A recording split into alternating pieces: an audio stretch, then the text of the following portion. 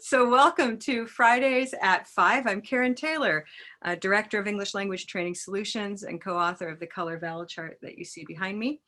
We come together every Friday with a special focus, not just on English and not just on teaching and pronunciation, but on doing all of that with the technologies that we have to master, even though we never intended to become, some of us, online teachers. So some are more experienced than others with online teaching and technology, some are less, but we all come together and support one another, stretching our boundaries and stretching our comfort zones in that kind of wonderful Vygotskian I+1 way, right? Just finding that next step that we're ready for. And what that'll be for each of us is unknown. So we use the chat for our Friday sessions, as we do for many of our Zoom sessions. And today I'll be facilitating in the chat, while our wonderful presenter, Jennifer Campion, is presenting on some tech hacks that she's been using to teach pronunciation.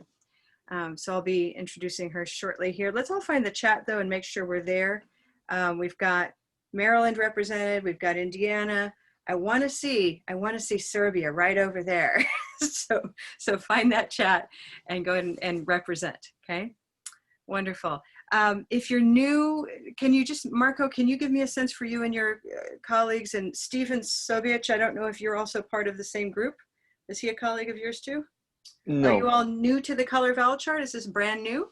Completely new, yes. Fantastic. Yeah.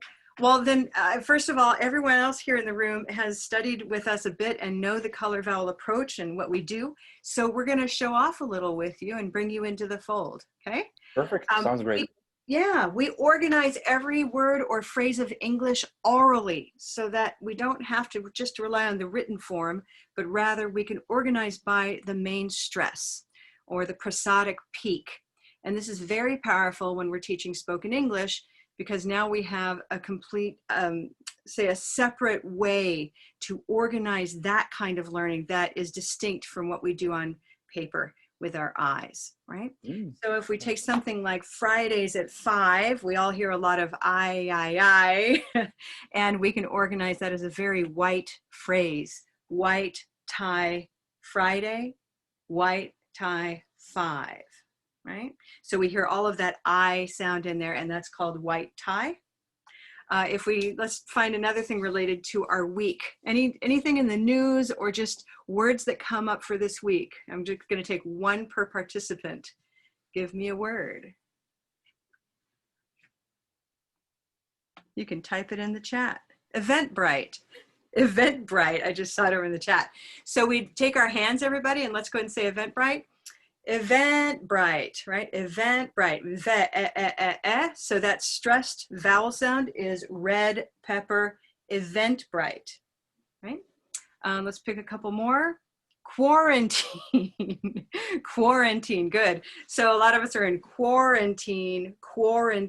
Now there's some dialect variation there, but we could say roar, and that would match orange door quarantine. Okay, nice handy color vowel there. Hello, Bill, good to see you. All right, another word, looking around, casting around. How about Serbia? What color is Serbia?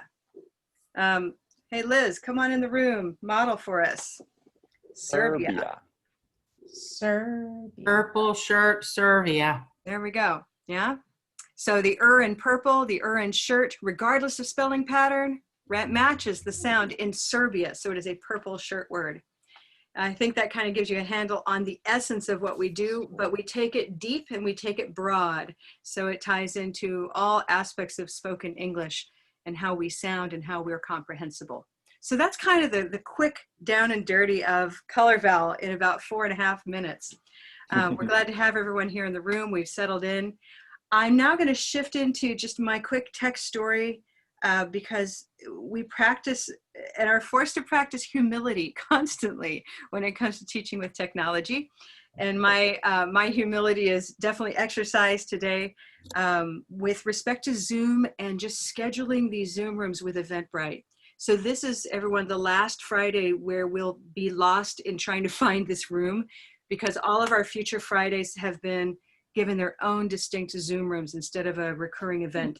And so that's just my little advice is Eventbrite itself has been poking its fingers into my Zoom room and making things difficult for you.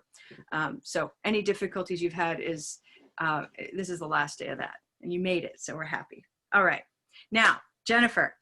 Jennifer Campion has been, she wears a lot of different hats. She's our business manager by day. She's an English teacher always, and she's teaching a Saturday pronunciation course right now online, 3 hours every Saturday, Jennifer? 3 hours. 3 hours. Imagine 3 hours, large classroom, multi-level adults. So in all of that, she's teaching it online in Zoom, and she's been really expanding her hack repertoire, and she's here to share some simple setups for teaching tech success. And I will hand it over to Jennifer. Everyone. Thank you. Yeah, yay. Hi, everybody. I'm Jennifer, and I am teaching a pronunciation class. It's a high-level pronunciation class at the community college here in Northern Virginia. And it's a course that I've taught in the classroom. And so I'm having those growing pains, those pangs as I try to get used to what feels very limiting in teaching it on Zoom and or via Zoom.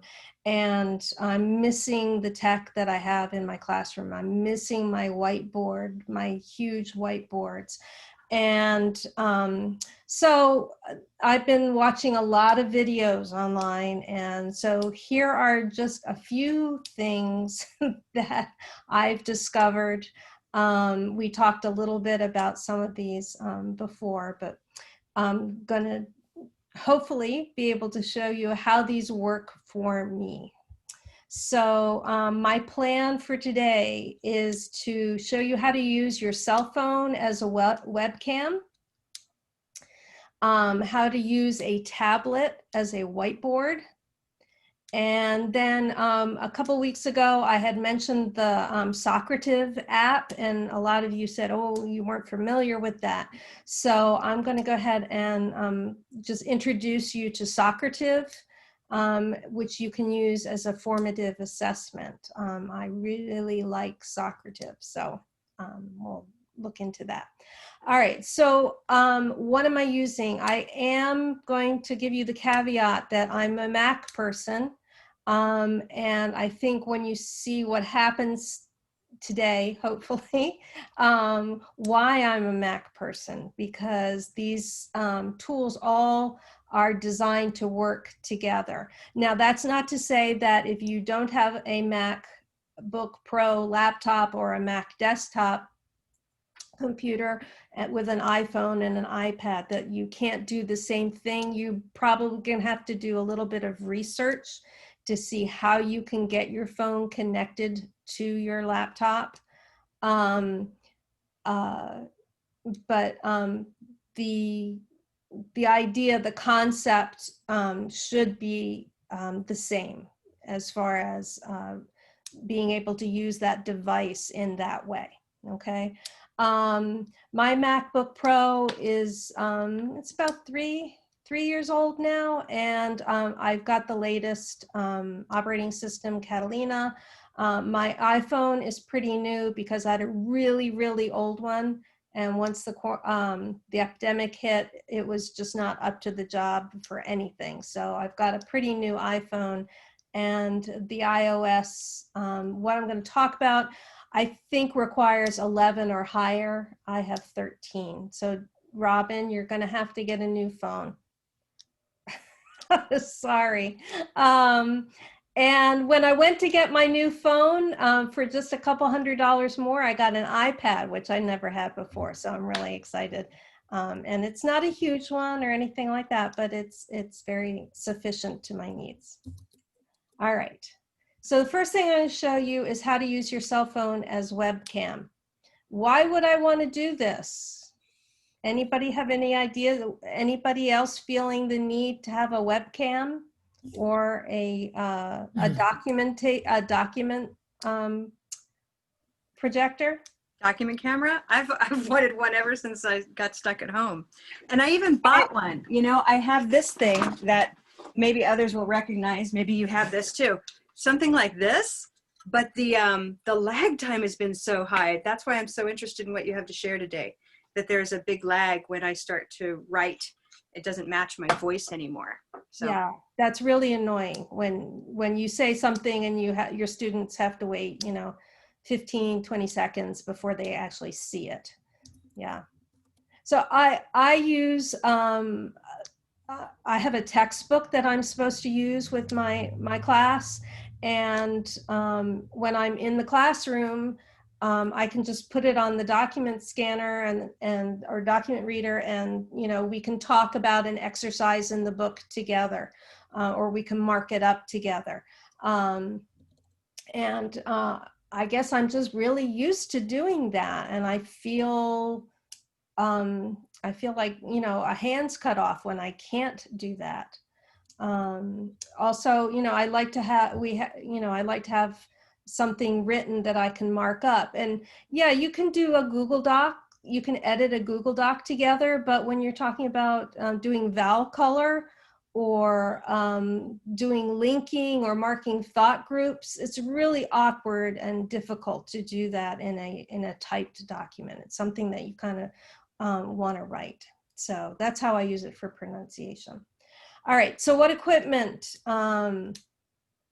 you need? Am I sharing? No. Oh, geez. not yet. See, I thought I was sharing. All right, sorry about that, everybody. All right, so let me go back. So that's these are the things I'm using. All right, so to do this, you need, of course, your computer. A laptop or a desktop, doesn't matter. I happen to have a laptop. And a cell phone. Again, I'm using my iPhone. And then I bought this really fancy schmancy, for all of $15 on Amazon, a phone holder. And I won't show you mine, but this is where it is. And before I forget, I will put in the chat the link if you're interested. I'm interested. Okay, if I can. That thing looks so elegant. Is it as good as it looks? What I really like about it is, hold on, I'm trying to do too many things at one time. Go to chat, enter it here. So this is the link to it in on the internet in Amazon. I like it because it's really sturdy, and that wire is it does not sag or bend. It's almost a little bit too difficult to Adjust. To adjust, thank you. But it does have a little ball on the end. So anyway, so I've got it kind of in the right spot, and I don't move it. But it's really easy to attach to a desktop. You do need to have something that has a lip on it. So, but it can, it can be pretty thin or thick. Is it easy to take your phone in and out of the holder though? The holder is very tight right now. It's kind of spring-loaded. That little thing is spring-loaded. And I'm just such a fumble fingers with my phone anyway, and I always end up pressing the wrong thing. I turn it off because I'm not paying attention. So I just get it all set up before class. And I don't play with it once I have it set up. So before I put it into the holder, I turn off my notifications and do all that first. The nice thing is that it doesn't cover the whole screen, so you can get to buttons and things like that if you need to. You can slide it back and forth. Now, the other thing that I didn't list here is the charger cable that comes with your phone, and that is plugged into my laptop. So it is sort of hardwired to my laptop. And that's because I'm going to use, when I share my screen, I'm going to have an option called share via iPhone, iPad, via cable. Now because it's a Mac and an iPhone, it's supposed to be able to use AirPlay, but with my phone, I have not been successful with that. But with it cabled to my laptop, it's been really pretty reliable. So fingers crossed it's still gonna work today. So anyway, get it all adjusted, practice using it before class, and you're going to connect them all together. And then during class in your Zoom, you're going to select share screen, and then, you know, you get all those options of what it is you want to share. I'm going to share via cable. Okay, let me show you what that looks like. Okay. So, all right, so after you hit share screen in Zoom, you get your choice of the things that you want to share. And this is the option that I've picked, iPhone, iPad, via cable. And then I'm going to go down here and click on share. As soon as I do that, my students, the audience, whatever, are going to see a black screen with a little swirly thing. And so you don't want to take too long, but let them know you're getting, you know, you're moving. All right, so while they see the black screen, this is what you're going to see. You're going to make sure you have to be on the same Wi-Fi network, okay? And you're going to see this thing that says tap screen mirroring, and then you choose your device, your computer that will show up, okay? So this is what it looks like on your phone. Now to get this, you're either going to have to swipe down from the top or up from the bottom. It completely depends on what phone you have. For me, it's up from the top right corner, and you go all the way off of, like it looks the black part. And you swipe down, and you get this this menu. And I'm going to pick screen mirroring. And as soon as I do that, it will show me my device, which I'm hooked into, and I will pick that. Okay, so let's try it. Fingers crossed, fingers crossed.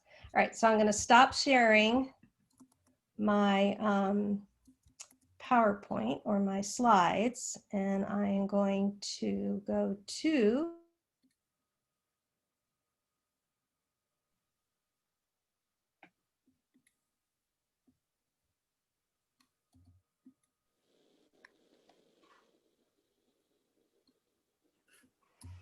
I'm muted. I got muted. Am I okay? Did everybody hear me? Oh, I can hear her. Can you hear her? Can you guys hear me? Yeah. now I can. Did you That was lose me strange. there for a while? No, it's just for a couple of seconds. Something came up in Zoom that decided to mute you. All right. Okay, moving Well, along. that's weird. Okay. All right. I'm going to hit share screen. iPhone. Share. And it takes a little while to think about it there. And all right. Do you see anything? Not yet. Uh-oh. All right. All right. Maybe if I wake my phone up. There we go. While, do you need to take a moment and I can talk about? Yeah, go ahead. And Okay. when you see my phone, just everybody scream and shout and let me know. Well, while we're doing that, you know, what I do a lot of that I'm looking for this solution for is I spend a bunch of time with these little whiteboards. I see it. This is what I'm doing all the time. So let's look at what Jennifer has to do as an alternative. There we go. All right. So this is my desk. And so I printed out a document or a piece of paper with the text that I wanted to work on with my students. Those of you who attended the clinic with Blue Canoe last night will recognize the text. And so there are a couple of errors in this text. Can anybody tell me, do you see the errors? What's wrong? Give me one, I see a spelling error, pronunciation instead of pronunciation. right. So I'm gonna go ahead and highlight. Look at that. You highlight. How easy was Oh, that? wow. Real highlighter. Okay. Real highlighter, yeah. And what's the other mistake? Capital E in English. English. Okay, English, right there, yeah. So I can use my highlighter. I can do this. I can cross it out, write U right there. I can do it in pen, might be a little easier to see. So yeah, we want that to be a capital. So that's so much easier than doing it in a Google Doc. Yeah. And then if I want to do something like with color val, I might say, okay, for example, what color is cover? Cover. Cover. And you can even see my hand. I can do that. Yeah. So, Cup of mustard. oh, that's mustard. How And for about our visitors, we're organizing these words again by their peak vowel in a way that may seem simple at first, but it pays off over time. how about over? Jennifer, can I ask? I was going to type it, but it's too complicated. You have the phone connected. I get that, all that, but now you're using it as a Document camera. as a document reader. Yes, yes. Okay. So So you I've got- have it face. I guess you have cameras on both sides of the iPhone, right? Yeah. So So how do you well, have it? Do you have it facing down? Up. It's screen up. So Oh, okay. I have Okay. my- Gotcha. Gotcha. Okay, let me, I'll move this so you can see. Sorry. I love the visual of exactly. That's okay. So I'm trying to. That's okay. That's okay. So I there you gotcha. go. See, Yep. Mm-hmm. Awesome. Thanks. My computer didn't like that, but yeah. So it's screen up. So like when you take a picture of somebody, you're looking at the screen and the camera is on the back of the phone. So the back of the phone is pointing down, and the camera is just on, and it's not like I'm running video or anything like that. Yeah, so it's just, and you can see it's, you know, here I am underlining, and it's immediate. So it's wonderful. There's no lag. And my table is not very sturdy, which is why the whole thing is shaking, because my desk is shaking. So I can, yeah, stop that. So I apologize if you're getting motion sick there. But so anyway, any questions about that? So I love it. And, you know, it's, if I clean off my desk a little bit and move my Mac over a little bit, I can get my whole textbook under there, which is great. So, or worst comes to worst, I have a printer that's also a scanner, so I could scan and print out pages from the textbook if I needed to do that. So anyway, all right, I'm gonna stop share. Any questions on that part? All right, so really, I mean, it cost me $15 to do that. And, you know, about a half an hour of trying to figure out the best way to do it. So, you know, for me, that was a really awesome thing. All right. But as Jennifer goes into our next section here, what all have you all been using instead of that lovely, elegant technology she shared with us? So for me, you know, it's been these little whiteboards that I hold up, and I'm not pleased with the result. I'm trying to draw on the whiteboard in the share thing, and boy, is that tough, because I'm trying to do phonetic transcription, and you can't type the phonetic transcription because it doesn't give you that choice. That's And right. so then I don't have a mouse and I don't have a stylus, so it winds up looking really, really wonky. Yeah. Well, that's what I'm going to show you next. I'm going to show you the whiteboard. So let me go back to my PowerPoint. All right, so the next thing is how to use a tablet as a whiteboard. Because as Dr. Barr has said, I don't like the whiteboard in Zoom. I have a trackpad, And I've even tried with the mouse, and it just, you don't have control over it. And so you know, my handwriting on a whiteboard is bad enough. And so I needed a way to do that more easily. And again, you know, when I'm doing brainstorming with students, or we're doing sorting, or, you know, I'm gathering words, you know, perhaps that they've encountered during the week, I just want to be able to write them. And yeah, I could do it with my web camera, and I could do it on a piece of paper, but sometimes I want to capture that as a document and share it with them. So somebody told me about these wonderful things. It's like a stylus. It's a pen that you can get to use on a tablet. And I'm hopeless with my tablet anyway. I'm good with computers, but phones and tablets, I just, you know, haven't quite gotten the hang of yet. I'm just, you know, beyond that age limit where phones are not natural for me. But anyway, it's this wonderful thing. And you can see it right there on my in my slides. It is something that you have to charge. So there's a little charging port right on the end, right there, and it's magnetized so you won't lose that little thing. Okay, and Jennifer, you have to turn it on and off.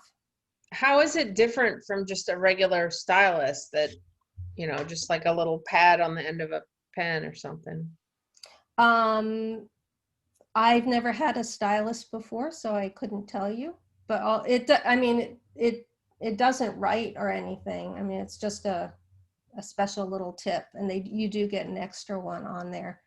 But it's a special one for working with iPads and things. You can see it when you go to it in Amazon, and I will give you that link if you're interested in purchasing one, or looking, you know, finding something that's compatible with what you have.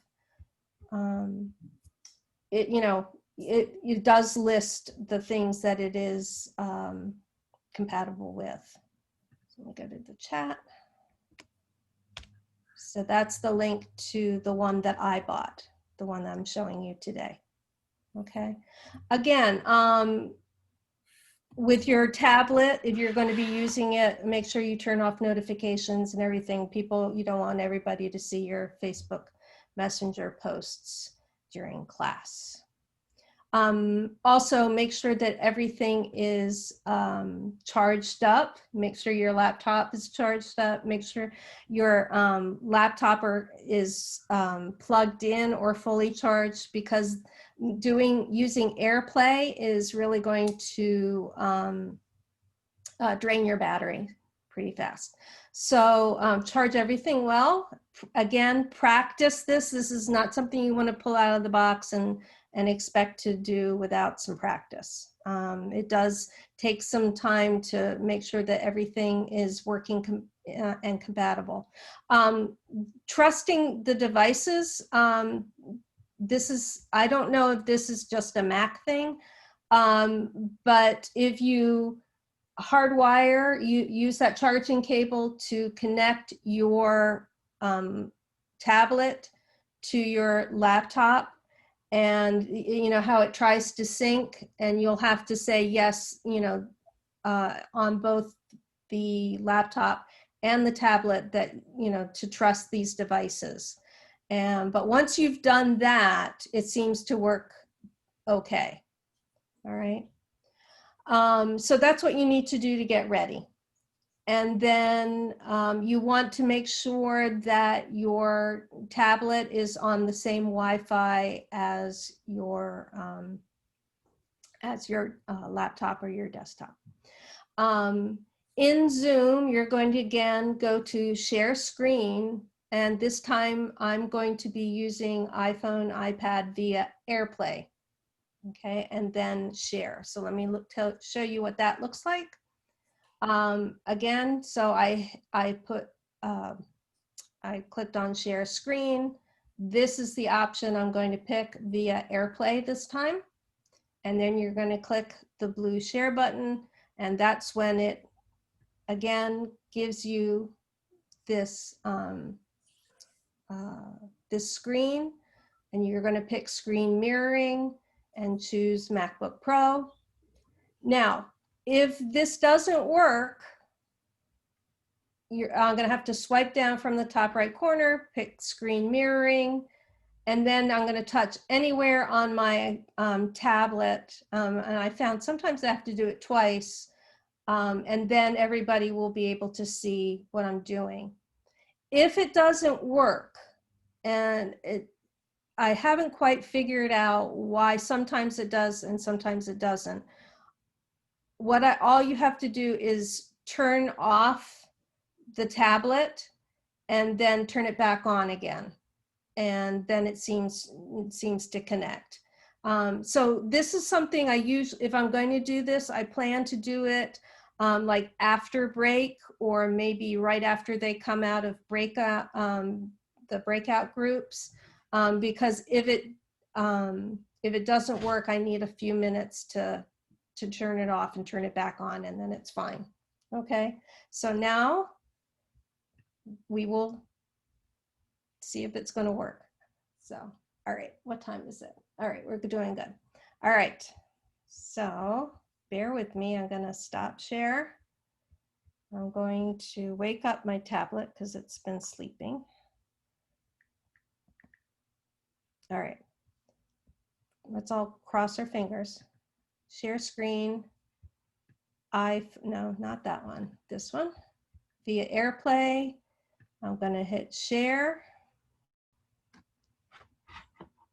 I'm going to my laptop, my tablet, and I'm swiping down from the top corner, and you can see that I've got that little thing, screen mirroring, and it's given me the name of my laptop. Oh, it worked. I'm so happy. Yeah, so I had to tap twice, and now you should all be seeing the screen on my tablet. Yes? Yay, okay.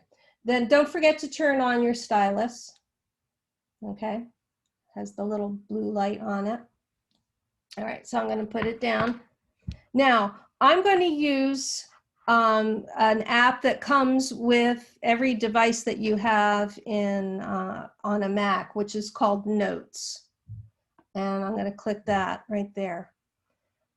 And Notes is great because you can type things, you can share them between devices.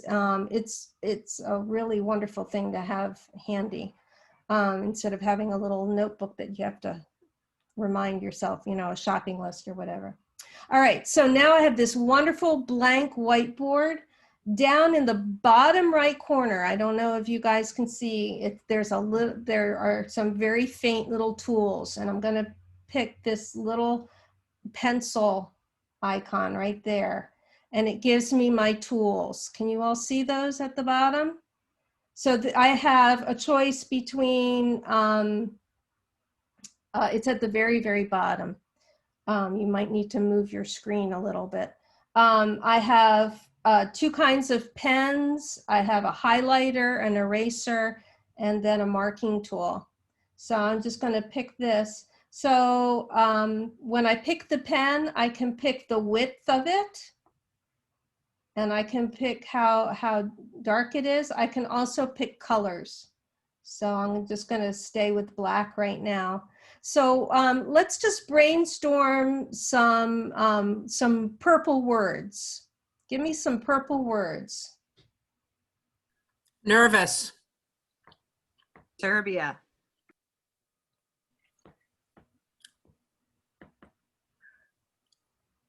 Merchandise.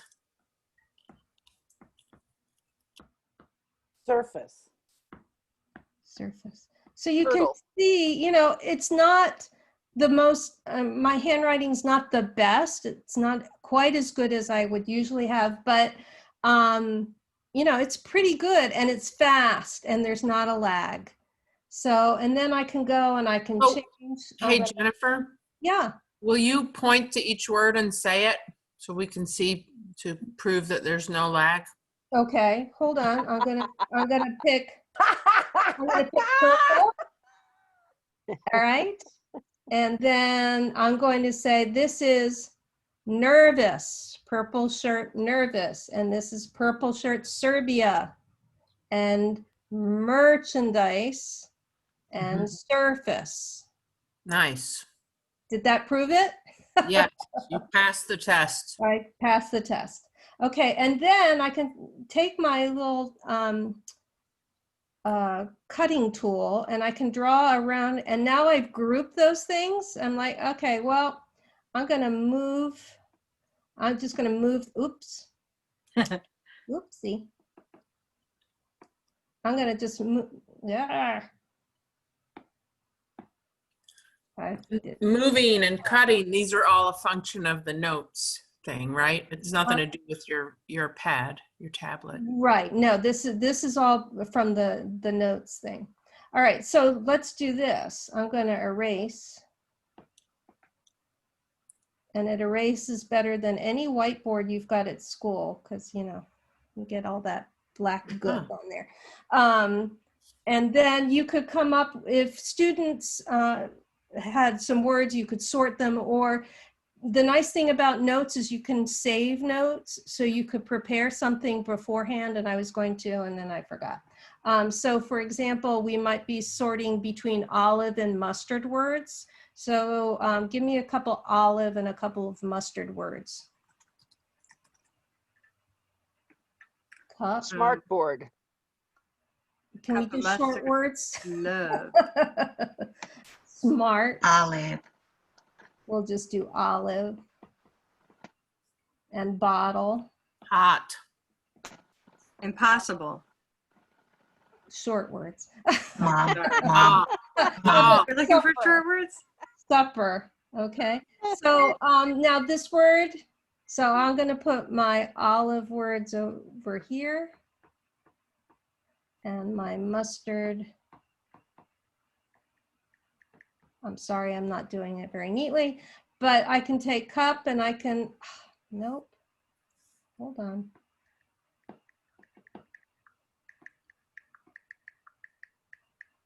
All right, now why isn't it letting me select? Where's my select tool? No, usually it'll let me, there we go. Cup. Which color? mustard. Mustard. How about smart? Olive. Olive. Oh, that's cool. I like the way it moves. Olive. Oop, not Olive. bottle. It's going to take the T's from bottle. I did it too close together. So olive is olive. Boy. And bottle. Boy. is- Olive. How about hot? Olive. Olive. And supper is Mustard. So that's kind of a fun thing. So you could have all those words down here, and then, as a class, you could sort them together.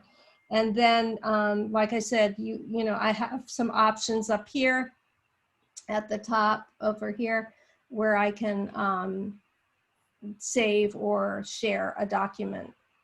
So I could basically, it's almost like taking a picture of it. So, and, like I said, I got colors. And I can highlight. So we could talk, okay, which are the one syllable words? Like that. So I love it. It's just too much fun. So, and when you're done, you hit done. Jennifer, do you know if it works with other like non-Apple tablets? You mean this stylus? No, like hooking it up to Zoom. I don't see why it wouldn't work. Well- You got, I'm sure you have to probably hardwire it. You couldn't do AirPlay, which is what I was doing, but I'm sure that there are ways of hooking a tablet into a laptop that runs on Windows. Okay, I was just wondering because that prompt says, you know, like say hello to your iPad or whatever. And it seemed like it was sort of Apple specific, but I didn't know if Zoom itself, they don't have any ties to Apple, do they? No, no, it's just the way Zoom runs on Mac. So, you know, Okay. just like you have the whiteboard option, you know, if something was hooked into your physically connected to your laptop, and it was on, I imagine that it would give you an option of using that as another screen. Okay. Thank you. Yeah. Usually it's possible using the same Wi-Fi or Bluetooth, like many devices you can connect. So it should be possible. Yeah. So somebody try and let us let us know. This is something I wanted to try in your Zoom kitchen on Monday, Liz, before I did it today. But that would be a fun place to do it. If we're going to keep up with the Zoom kitchens, let's give that stuff a try. So yes, everyone's welcome Monday at 10. We're having a Zoom test kitchen where we can practice things that you can't practice unless you have an audience, you know, like it's hard to try breakout rooms when there's nobody else on the call. I have to say, I went to Liz's first one and it was so much fun and just very, very hands-on. So I highly recommend that. Yeah, you really want to have somebody to tell you what they're seeing as you work out the kinks of these things. My son is sick of me bugging him, but you know, he's a great audience. I'm like, get on Zoom with me, but it would be nicer to have, you know. Can you rent him out? I'll talk to him. I'll see how much he'll charge. Yeah. Okay, I only have a few minutes left, so I just very, very quickly want to talk to you about Socrative. Socrative is an app, and that has both teacher and student versions. And you're probably sick to death of learning about apps, but I really like it. It's like Kahoot. If you use Kahoot, it allows you to do formative assessment, or, you know, just right on the spot sort of questions to check understanding, or you can use it for exit tickets. You can do it for quizzes. Students typically use their cell phones to do this. So if you have students who are using their cell phone to access Zoom, this might not work as well. But if your students are using either Chromebooks or laptops to Zoom with you, then this is something you could do during class and they can use their phones. I teach at a community college. All the students are required to have a laptop and to access Zoom through their laptop, and they're required to have a cell phone for me because we do Flipgrid. So I know that all my students have this technology, and the school has financial aid if they don't have, you know, the ability to have those. What I like about Socrative is that it's a little more adult looking. A Kahoot's really fun and pretty, but sometimes, you know, especially community college students take themselves very seriously, and Kahoot's just a little too cute. The other thing I love about it is that it creates a report. It captures the students' answers.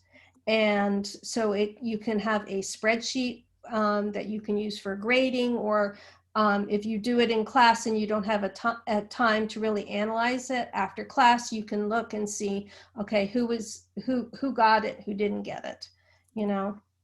And so I forgot, I was going to ask you all to go ahead and download Socrative on your phone. So if a couple of people could do that really quick, that would be neat. You just go to your App Store or your, Google Play, and you look for Socrative. A long time ago, there used to be a Socrative student and teacher. There used to be separate downloads. I think now it's just one download, but I'm not sure. Couple questions that are in the chat, Jennifer. Do students need both the phone and the computer No, students only need their phone. My students use the computer to Zoom with me, but to use Socrative, you only need an app. So in the So- classroom, if you were teaching, you would only need the app. Sorry, Jennifer, if you Jennifer. already answered this, but do we want, my app store says a Socrative student, Socrative yes. teacher, or Socrative by Google. Okay, I would suggest that right now you get Socrative Student. Student. It's free, and that way you can experience it the way the students do. Okay. For myself, I use so I guess it's Socrative.com. I'll put that at, when I am, I got it. And yeah, this is room name. when I create my quizzes and everything, I do that on the computer. But my students always use the phone. And this is I think that's the right link. Or it might just be Socrative.com. You could try that. So for the teachers, there is a free version and a paid version, just like all of these apps these days. Can you guys see Socrative right now? Or do I need to change it? Yes. Oh, we could see it. Now Oh, it's you gone. could. Sorry, now you can't. Stop, cat. My cat is playing with my papers right here. Okay. All right, so you go to Socrative.com and you would just sign in your free account. For me, it's always been sufficient. The pro account, I think, gives you the ability to have more than one classroom if you need it, and it has some other features, but I haven't looked into them. I just have never needed it. So, but basically you create a classroom and your students have to put in the code. So if you have downloaded the app and it's asking you for a room code, yes? Yes. Yes. Okay, so here's my room code up here. It's Mhm. JLROEO94. Jennifer, is that the same every time, or is it different every Yes, time? no, it's the same every time, which is another reason I like it. Once the students have it, they don't have to get a new one each time. Good. Okay. And you probably still don't see anything because I haven't launched one, right? Oh, I'm going to launch. just I can see. How did you understand today's material? Oh, okay. So let me stop that one. Okay. I'm going to launch a new one. Quizzes. I'm going to.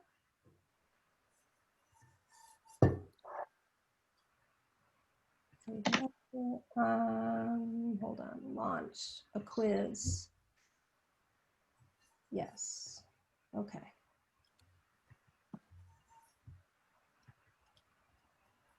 Now, if you look on my screen, you can see that I chose the quiz I had already created, and students can get instant feedback, you're correct or you're not correct. Open navigation means the students can go at their own pace, or teacher paced, where I have everybody answer the first question, and then when I think everybody's done, we can move on to the second question. I usually do open navigation. Okay. You can require names or not. You can do it anonymously. You can have the questions shuffled so that they, to cut down on cheating, or to shuffle the answers around. So they might all be on question number one, but A, B, and C might be different options for them. and you can show the final score to them or not.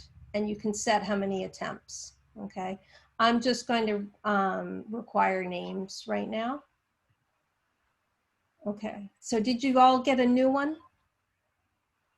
Oh. Did you get a new one? It should be, what color is your food? Yes. I have to put my name in again. Yeah, put your name in. Now look what's happening on my screen. Now the students wouldn't see this. The students don't see this, but I can see the people who have signed in. And as they do their answers, I'm going to be able to see as everybody answers.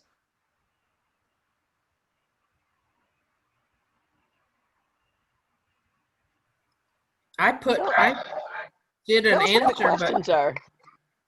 oh, Bill, are you having trouble? Okay, so now is finished. And Robin Ann, there we go. I think you have to like say submit or done or something like that. Or maybe now's got it because you got it done. Now is a model student. Now is. ah, Robin Ann. It's fun. Now, the nice thing is it creates this table. And if you had one with like 10 questions and maybe it was like finding mistakes or something like that, you could then go back and review each of those questions with them, and you can hide the names. This is what I love, is you can hide the names, so it's now anonymous. And then this was in the classroom, I could then share this screen with them, and we could say, okay, well, we all got this, this number 1 right, but number 2, it comes up red. If people pick the wrong answer, it shows red. And so we say, okay, a lot of you got number 2 wrong. Let's talk about that. And so you can share or not share this as you want. And then when you're done, you hit finish. And that ends it for the students. And then you can export the results, and you can download it or you can send it as an email.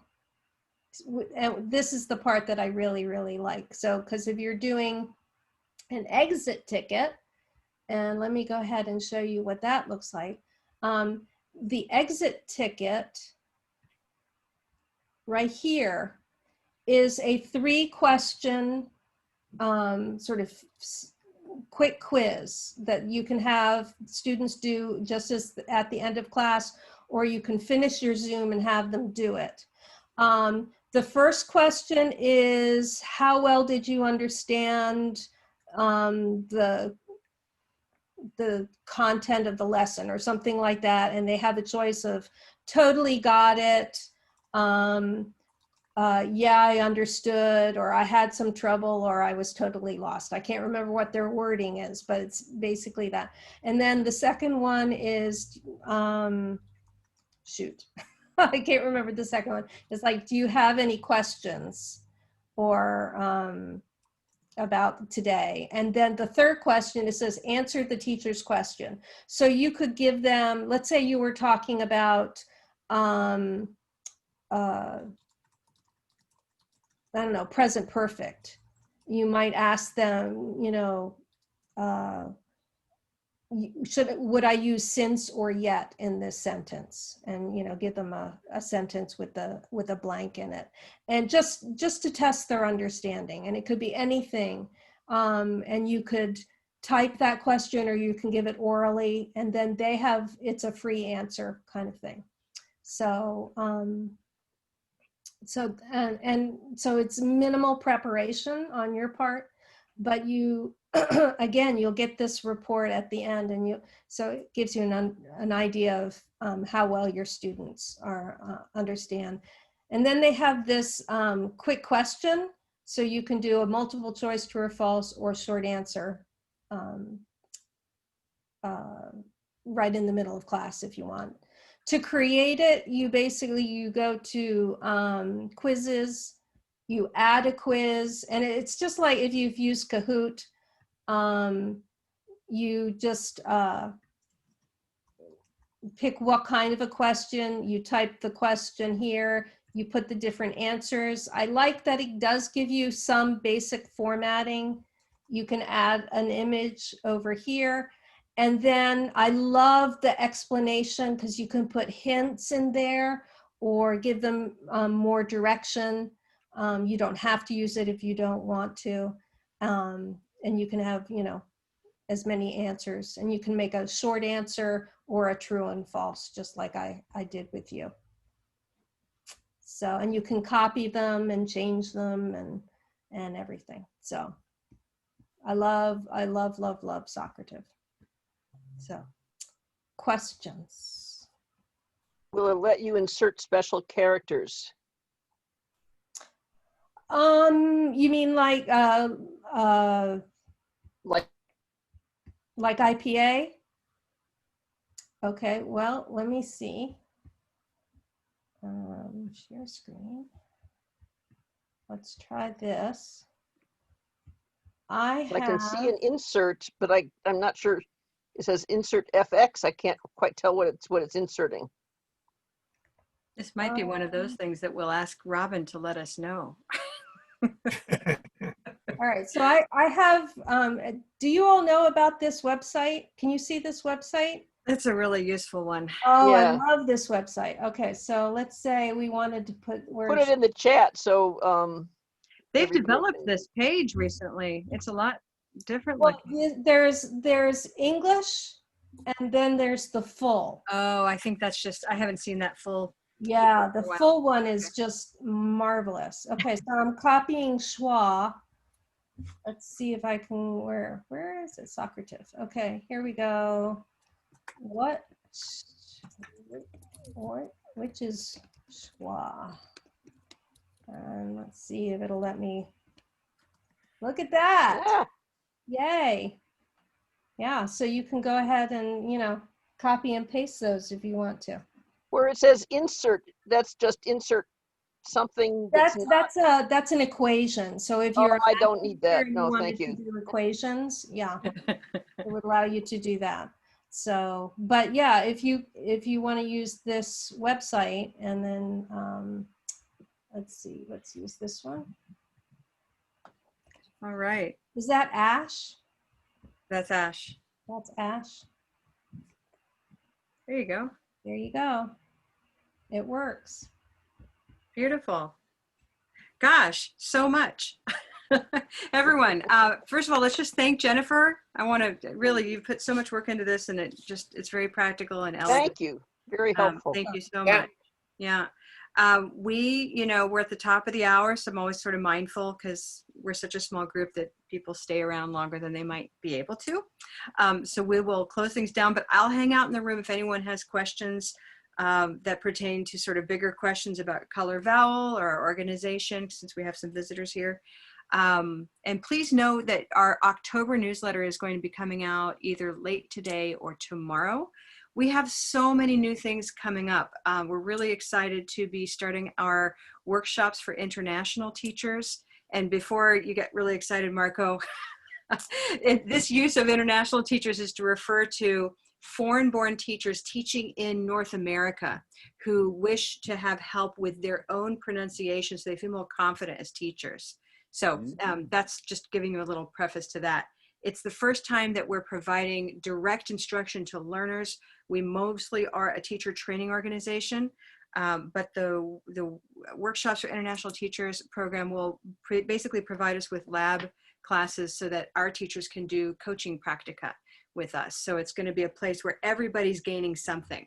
So watch for that. Super I'm exciting. just curious though, why do those teachers have to be in North America? Why do they have to be teaching? Well, because for the most part, it's not all North America, but the course that we're going to be leading with is not just pronunciation. It's reaching into pragmatic and cultural issues that pertain to being a foreign-born teacher in the U.S., like international teaching assistants face. I see. Okay, thank you. So it's a course modeled on our ITA courses that you might find at a typical American university to help the international teaching assistants survive their first year of teaching. So a lot of times that's cultural and pragmatic as well as pronunciation related. So, Thank you. And yep. but if you know any foreign-born faculty at a college or university here who you know have struggled, who have maybe expressed to you that they wish, you know, maybe do you do any tutoring, you know, something like that, let them know about this course, because this is exactly designed for them. So they don't have to be ITAs. It could be somebody who's been teaching math for 5 years and they're getting bad reviews because the students don't understand them. So Right. Could Wonderful. be a good thing Yeah. to put on the AU website, maybe. Exactly. So watch for that in our newsletter. That's why it's a little late, because I'm doing a lot of, you know, new messaging, trying to convey everything nicely. If it's within October, it's on time. Yeah, exactly. Not in our world. So I should have gotten to you yesterday. I'm working on that. In general, just remember that we're always working on our new website. I'm putting one over here. Sorry, that was to private. Let's send it to everybody. Everybody's getting a link to our teachers page. It's a great way, Marco, to kind of see what we're all about as teachers in just the practical teacher way. Our events are coming up and they're on our training page, so I'll share that link as well. But that's all there on our website, okay? I want to thank Jennifer again for all the work you've put into today's presentation. Next week, we have a panel discussion featuring Blue Canoe teachers. These are teachers who have adopted Blue Canoe at the school level, who are going to share their stories of success and the ways they integrate Blue Canoe into their teaching. So please join us for that. Blue Canoe is our app with voice recognition and machine learning with color vowel feedback on learners' pronunciation. And then you can take a look at some of the other upcoming events, but those are 2 for now, okay? Any final comments or questions? Have a great weekend, everybody. Stay safe. Thank you. It was awesome, awesome. Jennifer. Thank you, Jennifer. Bye. Bye. Bye. Thank you so much. Take care. Bye. Have a great See you weekend. soon. Stay safe. Wear a Stay mask. safe. Yeah. Bye. And I'll hang out for any other final questions from anybody. I have a question, Karen. Did you make me a co-host? I did. Oh, okay.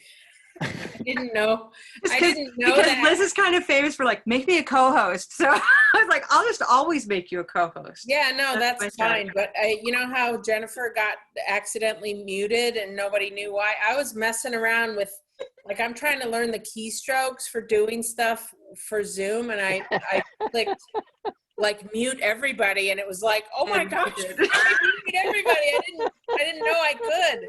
You have the power. Sorry. Well, now I know it wasn't Gremlins. That's good. Yeah, it wasn't a gremlin. Okay. Bye, everybody. Bye. Thank you. Thanks so much. Bye-bye. Bye-bye. Thanks. Bye-bye. So Karen, you taking questions about anything? Sure. I kept struggling with this Dictogloss thing that we talked about last night.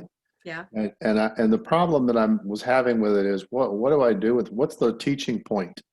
Okay, good. And I looked it up and I got this thing on Dictogloss Procedures and they were talking about it being for grammar.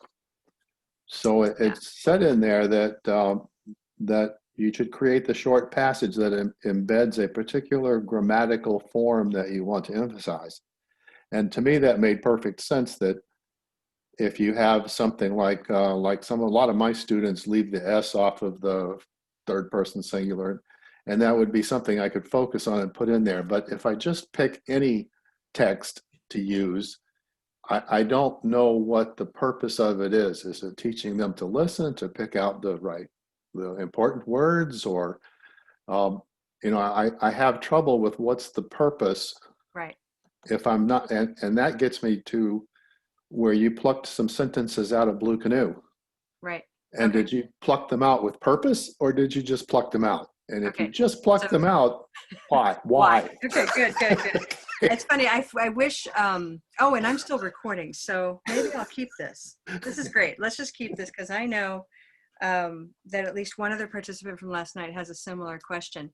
And so last night in our Blue Canoe session, I'll kind of back up for a minute in terms of teaching methodology and theory. And with any kind of strategy or say strict technique, there's usually the strong form of it that comes out by the originator, the author, which is, that's where it's called grammar dictation. And that was the reference that I gave last night, was Ruth Right. Weinberg, who, really wrote the book on it. And then there are sort of, I won't call them, that's the strong form. And then there are, let's just say, not exactly weak forms, but I'll let Dawn into the room. Why not? Maybe Dawn is arriving. She might know. After the Fridays at 5, but we're glad to see you here by chance. Just Yeah. so you know that we've closed down the session. Ah, We can't hear you either. So Uh. there you go. I'll ask you to unmute. yeah. Hi. She's on. There you go. Eastern time? Eastern time, indeed. Okay. We happen to be talking about Dictogloss Procedure, so if you're interested in that, you can hang out. Yes, definitely. So the strong form of Dictogloss Procedure, or collaborative dictation, whatever you want to call it, does have a stronger focus on grammar. But here's what I want you to know. I mean, think of it. Any text that is what you would call a text, and not, say, word salad, just a bunch of words that are sitting on a piece of paper, is grammatical, right? So Yeah. you could definitely pack your own text, or choose a very carefully crafted text that features a grammatical form strongly, but any text that you choose has grammar. And so the task of reconstructing any cohesive text means that students are intrinsically grappling with the grammar of that text. And they're also getting a lot more out of it. I always kind of zoom up a level and look at the procedural language and the use of English that they have to use. Assuming the only limit would be as if they were all of the first language, and they might then switch over into their common first language to solve this puzzle. But what I love about grammar dictation, apart from that scenario, is that they're using English to solve a puzzle of English in reconstructing a text in English.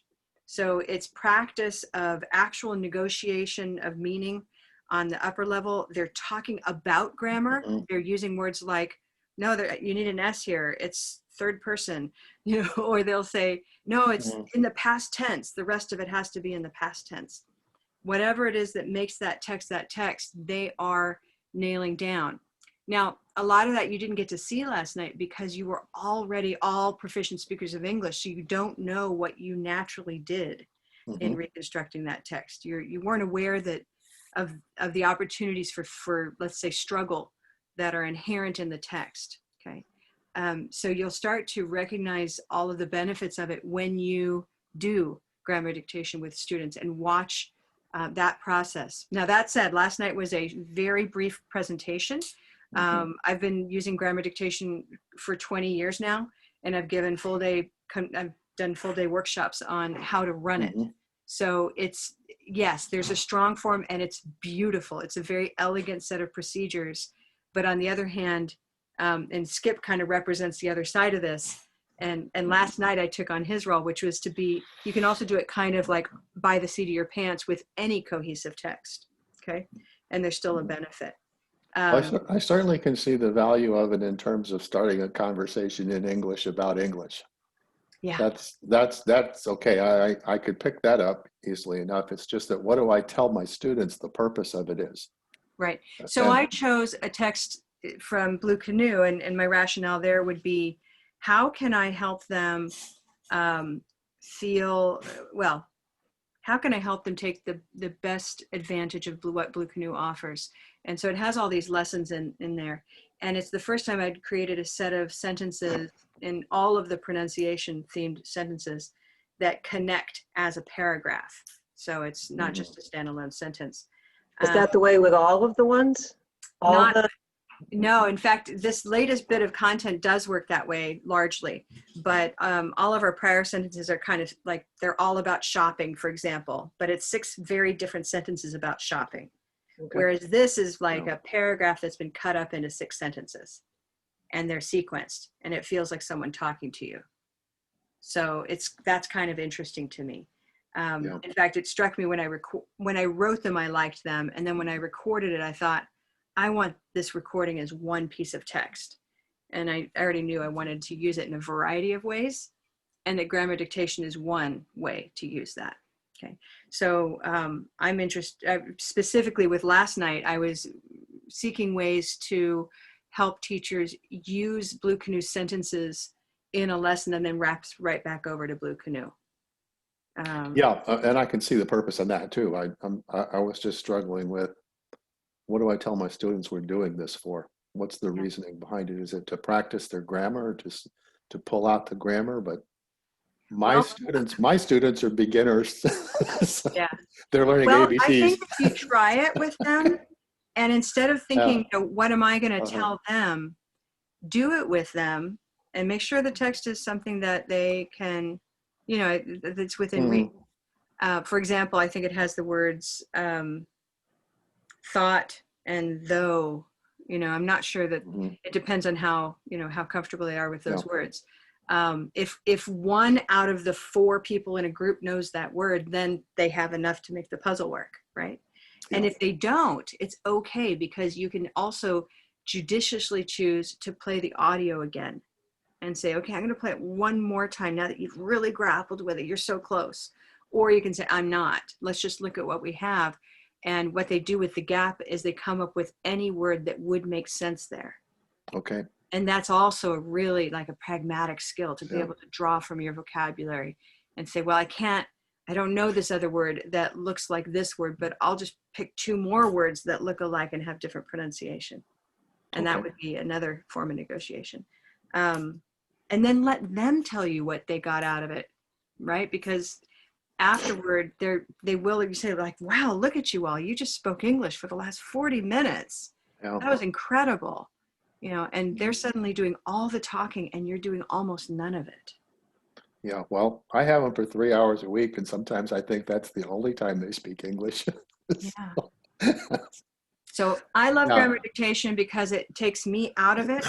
I used to walk around with a mic, I had a little handheld, you know, recorder, and I was doing a lot of research, action research, to see what they actually say to each other.